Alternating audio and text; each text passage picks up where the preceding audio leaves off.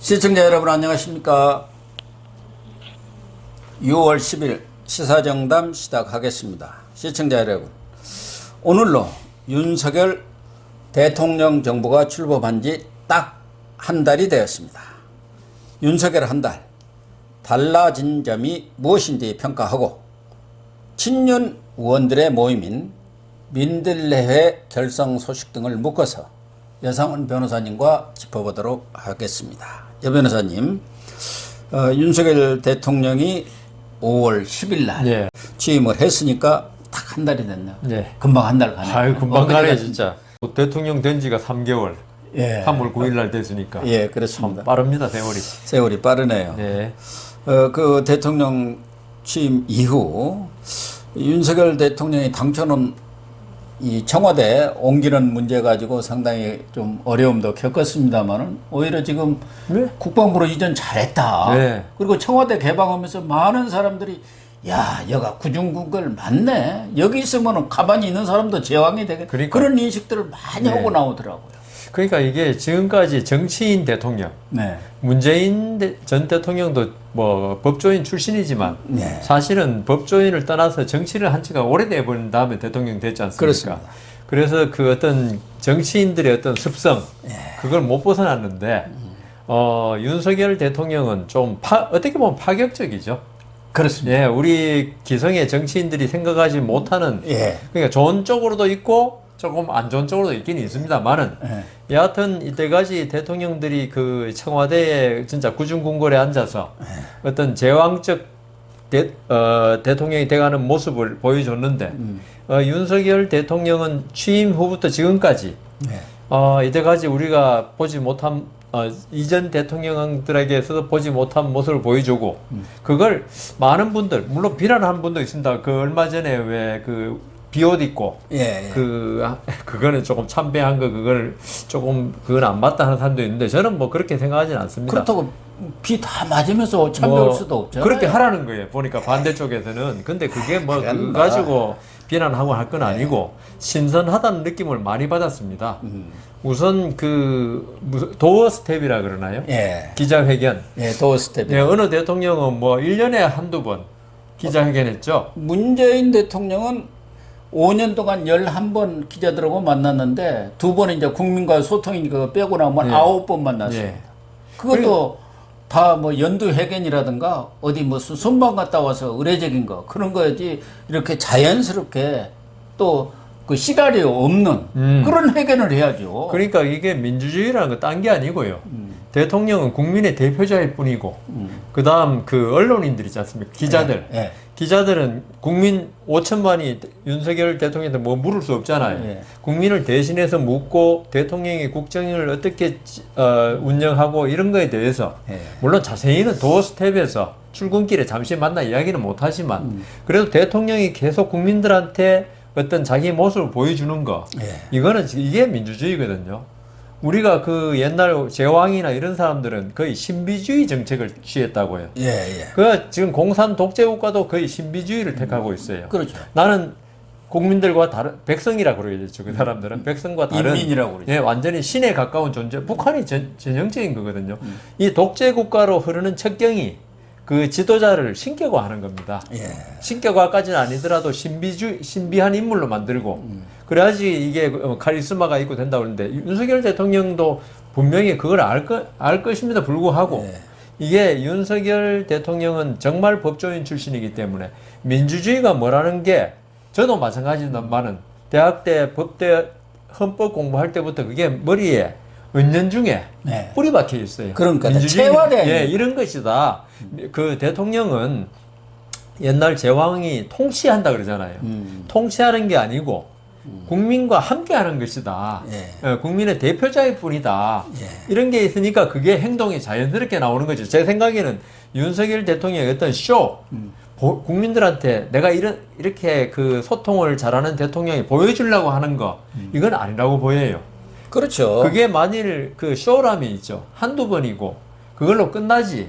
이걸 매일 아침마다 거의 하지 않습니까? 지금 한 달 됐습니다만은 뭐 특별한 아침마다 경우 지금 출퇴근 대통령도 처음이지만 13번을 했습니다. 그러니까 13번. 그 북한 그 미사일 발사 그거 때문에 6시에 나온 거 외에는 거의 했다고 거의 봐요. 했거든요. 아니 그리고 요 일요일 토요일도 빼버리고 나면 한 달이라는 게 그러니까요. 며칠 안 됩니다. 공휴일 빼고 나면. 그래서 이거를 갖다가 그러니까 야당에서도 쇼라고 이야기를 못 하는 거예요. 못하죠. 계속 하니까.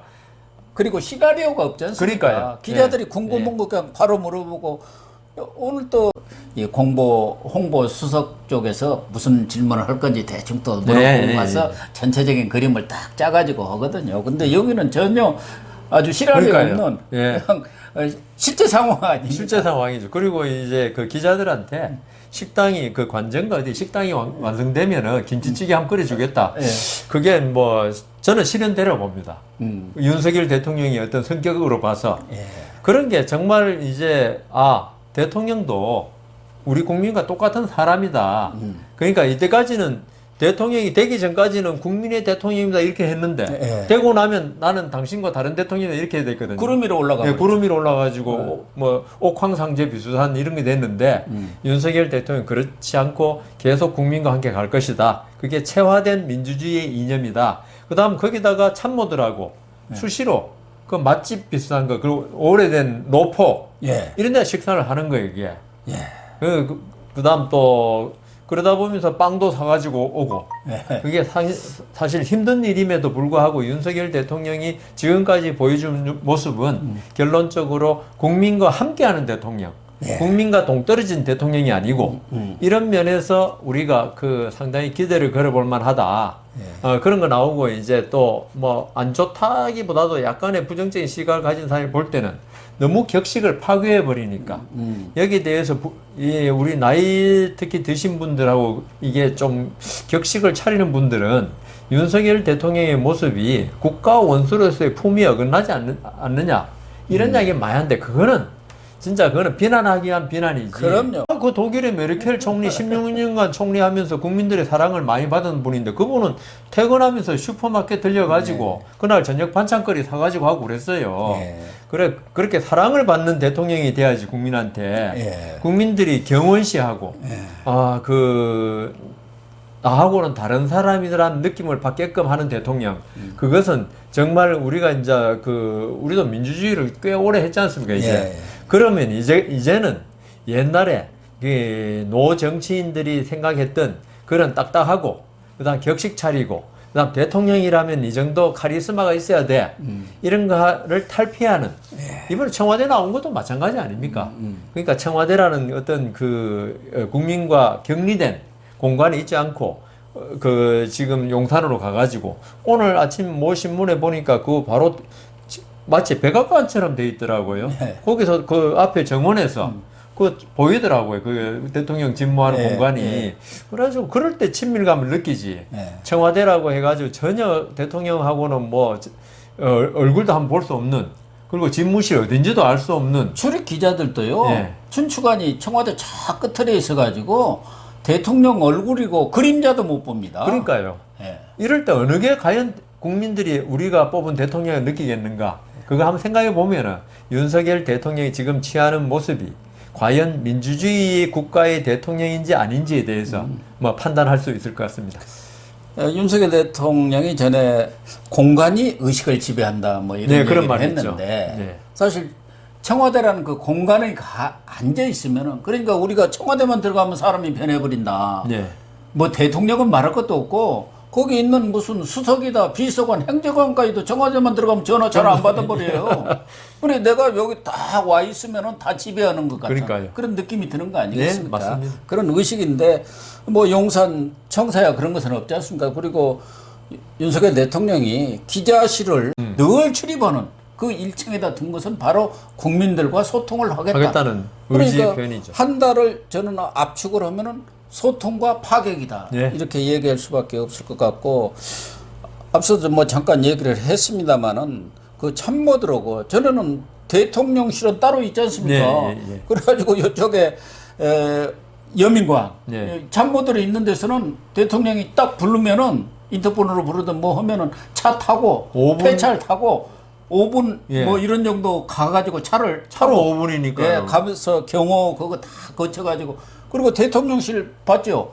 어마어마하게 넓습니다. 그 외롭겠더라고요. 입구에서 대통령까지 가면서 기가 죽어버려요. 예. 그래갖고 너무 기니까 그 보고고 나오다가 캐비넷으로 들어간 사람도 있었다고 농담입니다만 그러니까 그런 얘기가 있었죠. 그게 군사 독재 시대에 예. 대통령이 아까 말씀드린 어떤 신비주의 예. 지금 그 우리나라는 아니지만 푸틴이 지금 취하고 있는 정책이 그거거든요.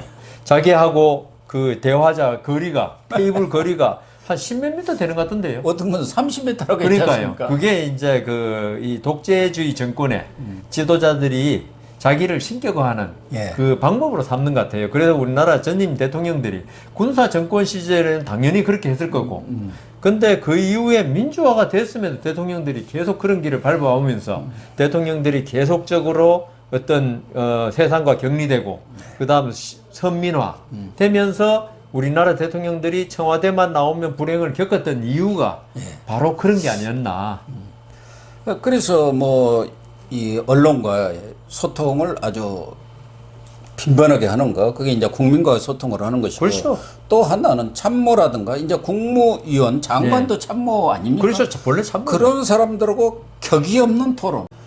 뭐 과거 권위주의 정권은 말할 것도 없고 이전에 문재인 정권만 하더라도 다 적자생존입니다. 뭐 대통령은 딱 앉아서 그러니까 얘기하고 열심히 메모하죠. 적어야 산다. 예. 그러니까 뭐 그냥 대통령 얘기 다 적고 앉았으면 그거 다 프린트해서 나오는데 적고 있는 거예요. 그걸 안 했다고 이제 불경죄가 되니까 그럼요. 열심히 내가 받아 적고 있습니다. 이렇게 보여주기 쇼를 하고 있지 않습니까? 근데 지금은 그런 게 싹 없어져 버렸다는 거 아닙니까? 그래서 참모들도 지금 백악관 그 모델로 해서 대통령실하고 비서실장 수석들이 같은 층에 공간에 있으니까, 있으니까, 예. 바로 불러서 토론하고 거기서 토론 뭐 주로 질문을 많이 한다는 거 아닙니까? 그게 사실은 밑에 사람 입장에서는 아주 죽을 노릇이거든요. 그렇죠. 뭘 물어보죠? 전문성이 없으면은 예. 아주 곤혹스럽죠. 예. 예, 또 윤석열 대통령이 이번에 경제 이런 걸 강조하고 이번에 그 농림수산부 장관한테도 아주 그 지금 질문하는 게 있죠. 차원이 다르더라고요. 그 이 앞으로 세계에서 그 어떤 식량 안보 이런 게 이렇게 중요하다. 이번에 사실 그대로 드러났잖아요. 우크라이나 전쟁으로 네. 말미암아 식량가 폭등하고 아프리카에는 지금 3천만 명이 기아 선상에 있다고 그러거든요. 그래서 그래서 이 그 농림수산부 장관도 보니까 이게 뭐 저도 분지밀이라고 분지쌀인가요?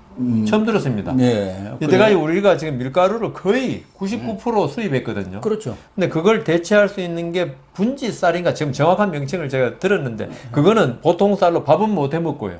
그대로 가루로 만들어서 쓸 수 있는 그렇군요. 그건데 밀을 대체할 수 있답니다. 네. 예, 그래서 그런 식으로 그래 윤석열 대통령이 바로 농수산부 장관한테도 한 말이 그거고 지금 그 반도체에 대해서 엄청나게 강조를 7일 하고 날 곽기부 장관한테 20분간 특강하세요. 예. 거기 그래가지고 반도체 이거 살려라. 반도체 학과 늘리고 정원 늘려가지고 이게 반도체에다가 생명을 걸어라. 그러니까 이렇게 지시를 했지 않습니까? 꼭 과학기술처나 이런 장관이 아니고 모든 정부 전 부처가 국민들이 먹고 사는 데에 관심을 기울여 달라. 예. 그러면서 다른 부처 우리가 생각할 때는 반도체하고 전혀 관계없는 부처 장관에게까지 이 반도체 산업을 갖다 활성시키고 4차 산업혁명이라고 그러지 않습니까?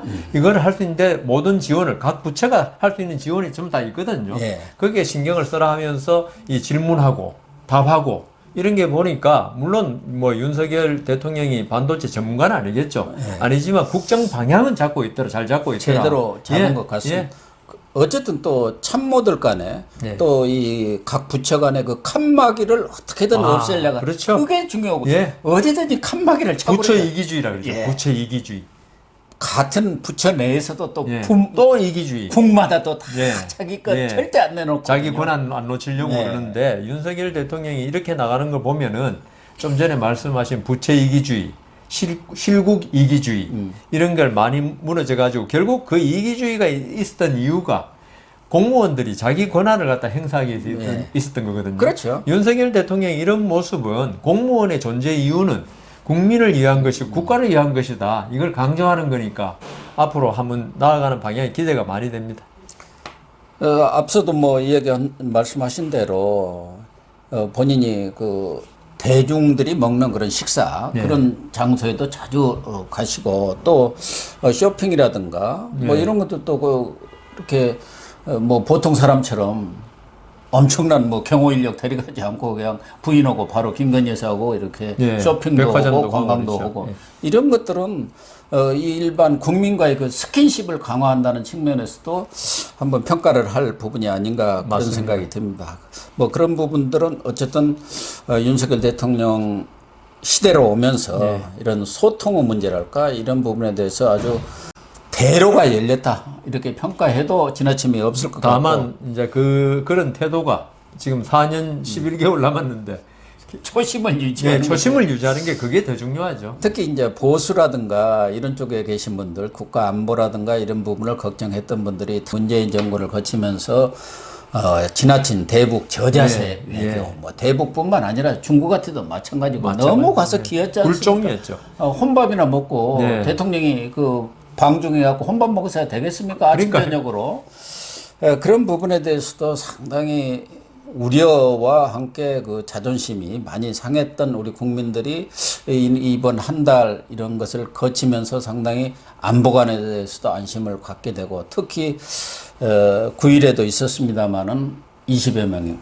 되는 그런 그 천안함 희생자 유족이라든가 그 유족들 이렇게 불러서 진짜 붉은 카페트까지 까면서 애우를 해주고 지난 현충일 때도 북한에 대해서도 분명히 침략이라고 단호하게 얘기하고 또 북한이 현충일 전날 8발 미사일 쏘니까 여기서 8발 같이 사격을 해버리고 최근에도 뭐 북한에서 미사일 쏘고 뭐 그럴 때 또 우리 F-35 뭐 동원해가지고 아주 시위도 하고 그러니까 그 우리나라 국민들 대한민국 국민에 대해서는 이렇게 어떤 친화적인 모습을 보여주면서 반대로 북한이나 우리의 적대국에 대해서는 또 단호한 모습을 보여줌으로 해가지고 상당히 어떤 우리 국민들의 어떤 안보 불안감 이런 걸 불식시켰는데 뭐 여기에 대해 또 고민정 의원은 또 뭐 전쟁 위험 때문에 불안하다고 얘기하는데 이게 그 뭐 알고 그런지 모르고 그런지 모르지만은 평화라는 건 있죠. 힘이 있을 때 지켜지는 겁니다. 우크라이나 보세요. 우크라이나가 그 91년에 구소련이 해체됐을 때 핵무기를 300에서 400 몇 발을 가지고 있었습니다. 그렇습니다. 만일 우크라이나가 지금 그걸 가지고 있었으면 러시아가 못하죠. 그 모스크바 향해서 날려버리면은 같이 죽는 거니까. 그런데 그때 소련이 우린 절대로 침략 안 할게. 약속을 믿고 그걸 다 넘겨줬습니다. 그러다 보니까 뭐 그렇지 않아도 이 전력의 불균형이 있어가지고 문제인데 핵이라는 게 약소국들이 가진 이유가 어떤 그 침략을 받지 않게 수비적인 거거든요. 북한 빼놓고. 그래서 그 북한에 대해서 이런 자세를 취하는 게 있죠. 우리가 굴종만 한다고 해가지고 평화가 절대로 지켜지지 않습니다. 항상 질질 끌려가는 거지. 그래서 윤석열 대통령이 사실 뭐 대응 사격하는 거 그 위험할 수도 있죠. 고민정 의원 그 입장에서 볼 때는. 그렇지만 우리가 힘을 가했다는 걸 보여줄 때 상대방도 그렇게 만만하게 보고 함부로 도발을 잘 못하는 거지. 우리가 그냥 가만히 있으면 계속적인 도발이 생기기 때문에 윤석열 대통령의 그 안보, 그다음 그 우리 국민을 지키겠다는 의지 이런 게 잘 표현된 것이라 봅니다. 9일날 그 20명의 천안함이라든가 제2연평 해전 이런 그 희생자 유족들을 이렇게 오찬에 초청해서 애우를 했는데 그 이전에도 제복 입은 그런 사람들이 대우받는 사회를 영웅이라고 그랬죠. 영웅들이라고 그랬죠. 경찰 또 소방관, 군 소방관 이런 분들뿐만 아니라 나라를 위해서 희생하신 그런 분들이 대우받는 그런 사회, 국가가 돼야 하거든요. 그래서 17일에도 국가유공자 가족 120여 명을 또 초청을 해갖고 오찬을 한다고 그래요.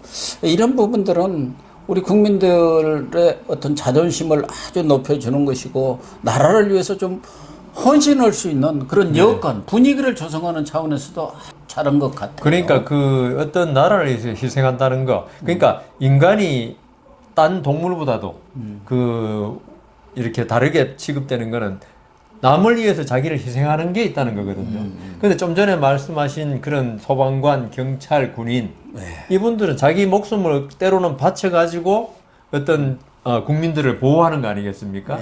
그 여기에 대해서 대통령이 국가의 최고 지도자 대통령이 예우를 해주고 국민의 이름으로 예우해 주는 거죠.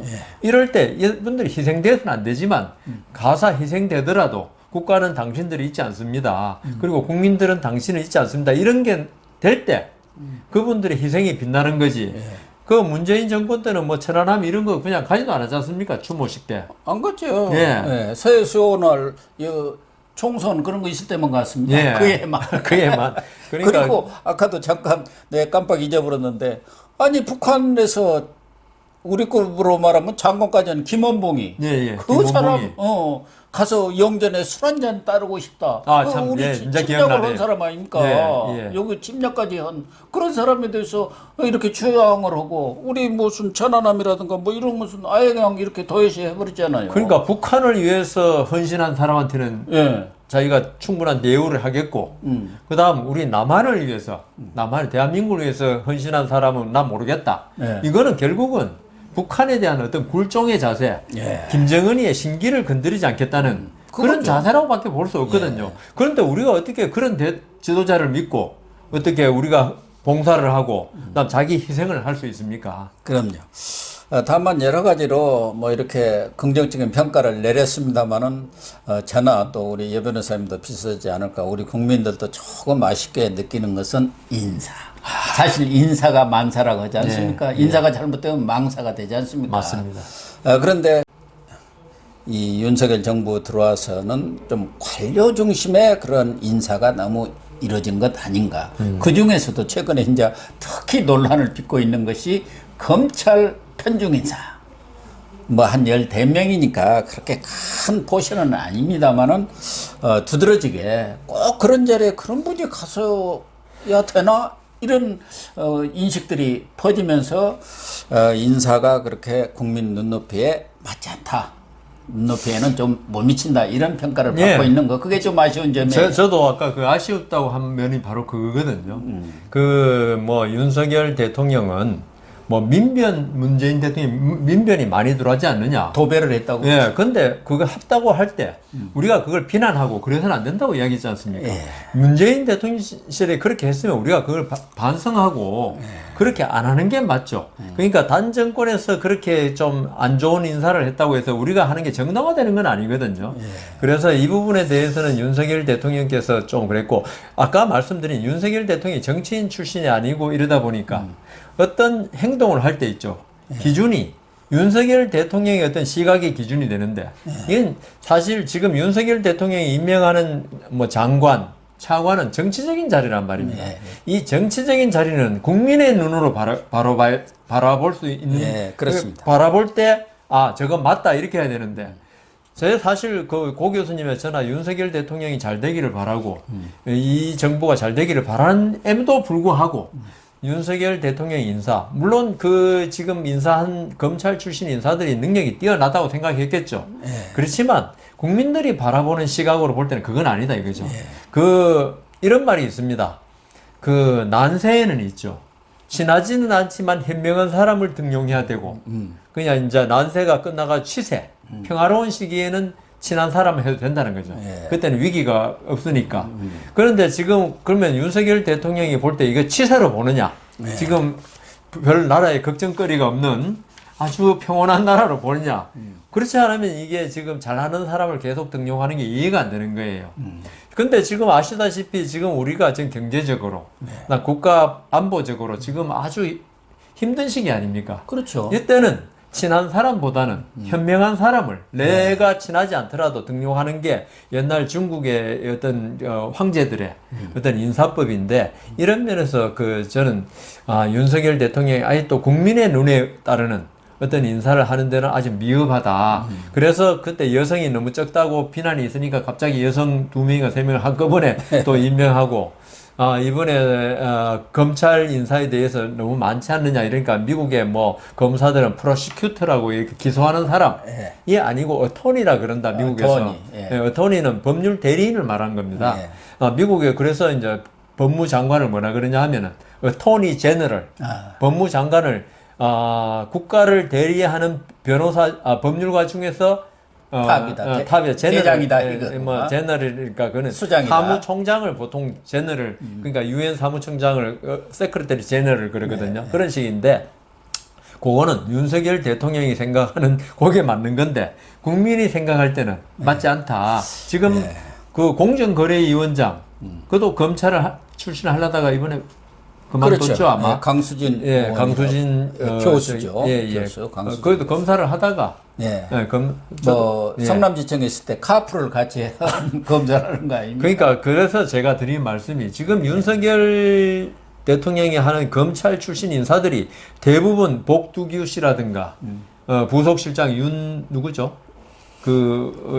거기도 좀 논란이 되긴 됐는데 그 검찰 사무직 출신이라든가 보면 전부 다 그냥 카풀 같이 했건 아니면 검사 초임부터 같이 근무했건 이런 건데 오히려 검찰 출신을 쓰더라도 윤석열 대통령에게 쓴소리 할 수 있는 사람 아닌 건 아니다라고 옷을 벗고 나올 기계를 가진 사람 이런 사람을 해야 한다는 거죠. 그래서 윤석열 대통령이 제가 지금 하나 주문 드리고 싶은 거는 국민의 눈에 맞는 인사를 좀 해달라. 자기 눈에 맞는 인사가 아니고 그게 결국은 5년 후에 윤석열 대통령이 진짜 좋은 대통령 그리고 국민을 위한 국가를 위한 대통령이었냐 아니냐를 판가름하는 어떤 기준이 될 수 있을 것 같습니다. 그렇습니다. 그래서 윤석열 대통령이 검찰 DNA를 좀 빼고 인재 풀을 확 넓히는 인재를 보는 시각을 아주 확 넓혔으면 좋겠고 검찰 중에서도 검찰이 한 2,200명 됩니다만 그중에 특수부 검사들만 지금 승승장구를 하고 있다면 그 사람들이 몇이나 되겠습니까? 물론 그 사람들이 유능하고 똑똑한 건 사실이지만 그렇다고 해서 그 사람들만 우대를 한다는 것은 과거에도 그래서 다 탕평책을 쓰고 왜 그렇겠습니까? 그러니까요. 그걸 몰라서 그런 게 아니죠. 특수부 검사들의 저는 하나 경계하고 싶은 게 너무 실적 위주 그리고 선민의식 요게 많기 때문에 이 특수부 검사들을 계속적으로 중용하는 거 이거는 윤석열 대통령에게도 해가 될 수 있는 면이 분명히 있다. 이런 말씀 드리겠습니다. 그렇습니다. 윤석열 대통령 입장에서는 가장 아쉬운 부분이 뭐 다른 것들도 많겠습니다만은 정치권이 아닌가 하는 생각이 들어요. 지금 국민의힘 입장에서는 지난 지방선거에서 압승을 했기 때문에 그 분위기를 타고는 있습니다만은 사실 지방선거 압승한 것이 국민의힘 잘해서 뽑아준 건 아니거든요. 그렇죠. 윤석열 대통령, 윤석열 정부가 들어섰으니까 좀 일을 제대로 할 수 있도록 힘을 실어주자. 국민들이 힘을 실어줬기 때문에 그렇게 압승한 거예요. 맞습니다. 그런데 끝나자마자 지금 뭐 집안 싸움이 붙었지 않습니까? 또 저 민주당은 민주당대로 자기들끼리 권력투쟁, 헤게모니 장악하느라고 지금 뭐 아주 멱살잡이 하고 있는 그런 상황인데다가 국회마저도 돌아가지를 않아가지고. 그러니까 원구성이 안 돼가지고 지금. 아니, 원구성가 안 된 것은 뭐 자기들 국회가 뭐 일 안 하면 그만이니까 그러는데 아니, 장관을 지금 2명이나. 그 청문회조차도 지금. 인사 청문회 해달라고 보낸 지가 언제입니까? 뭐 국세청장은 말하고. 청장은 아예 못하고 임명하게 돼. 그래서 이게 지금 뭐, 먼저 당부터 말씀드리자면은, 이게 지금 사실 지자체 선거 끝나고 바로, 이게 만일 올해 또 선거 있었으면 이런 모습이 안 보일 거예요. 좀 이따 선거 있으면은. 그런데 지금 이제 제일 가까운 선거가 24년이죠. 이준희 총선이 남았는데, 그러니까 그게 선거가 없으니까 지금 당이 추한 모습을 막 보여주는 거예요, 서로 간에. 그리고 지금 그 양당에서 이런 추한 싸움이 벌어지는 이유가 바로 2024년 총선에서 공천권을 누가 가려지느냐. 왜냐하면 2024년에 공천권이 결국은 이게 2027년 대선에 자기 그 초석을 도전할 수 있는 초석을 마련한다는 그런 생각을 가지기 때문에 지금 양당에서 사실 당의 헤게모니를 장악하기 위해서 지금 그러는데 국민들이 볼 땐 정말 볼썽사납거든요. 국회라든가 정치권에서 지금 정부를 도와줘야만이 여러 가지 개혁 조치라든가 정부 조직법도 지금 손도 못 대고 있지 않습니까? 그렇죠. 그리고 경제 살리기 하려도 아니 여기서 말로 하는 것은 아니지 않습니까? 그게 입법화가 돼야 그렇죠. 경제가 살려지는 거예요. 그 대표적인 게 지금 그 민노총 총파업하고 있는 거 있지 않습니까? 그거 올 연말까지 일몰제가 그거 이제 있는데 그것 때문에 지금 총파업이 이루어지고 있지 않습니까? 그러면은 양당에서 빨리 국회가 구성돼 가지고 그 법을 어떻게 할 건지 뭐 그 법을 뭐 폐지하냐 존치시키냐가 중요한 게 아니고 우선 국회가 할 일이 그런 입법 사항에 관해서 서로 간에 대화를 통해서 해결해야 될 거 아니겠습니까? 근데 그게 안 돼가지고 지금 물류 대란이 일어났지 않습니까? 그러니까 국회가 어떻게 보면 어떤 윤석열 대통령이 잘하도록 어떤 지원을 해도 지금 모자랄 판에 윤석열 대통령이 계속 발목을 잡고 있다. 아까 말씀하신 대로 지금 장관이 2명, 그다음 국세청장 1명, 청문회조차 못 해가지고 지금 조각이 못 되고 결국 그걸로 인해 가지고 윤석열 대통령이 지금 추구하는 4차 산업혁명, 그중에 반도체 이런 문제가 해결이 안 되게 돼 있으니까 그렇죠. 이게 그 대통령으로서는 사실 뭐 윤석열 대통령은 답답하죠. 깝깝한 일이죠. 나는 국회 쪽 입법부에는 관여하지 않는다 그러는데 관여하지 않는 건 좋은데 입법부가 제 할 일을 안 하는 바람에 이게 대통령이 그냥 그 지금 발목을 잡혀가 제대로 일을 못 하고 있으니까 참 답답한 노릇입니다. 그러니까 반도체 문제라든가 이것도 해결하려면 규제 계획이 이루어져야 하고 규제 계획은 말로 규제 계획 없이다 한다고 된 게 아니죠. 법으로 가서 다 그렇죠. 고쳐져야 합니다. 예, 맞습니다. 여러 가지가 고쳐져야 법을 고쳐야지 시행령을 고치고 다 하는 거죠. 그게 이제 국회에서 할 수밖에 없는데 국회가 저런 상황이고 여야 집안 싸움으로 저렇게 골몰하고 있으니까 윤 대통령 입장에서는 참 정부가 이렇게 출범했으면은 좀 도와도 주고 힘도 북돋워 줘야 하는데 자기들 밥그릇 싸움 하냐고 정신이 없으니까 좀 여러 면에서 당혹스럽기도 하고 답답하기도 할 것 같습니다.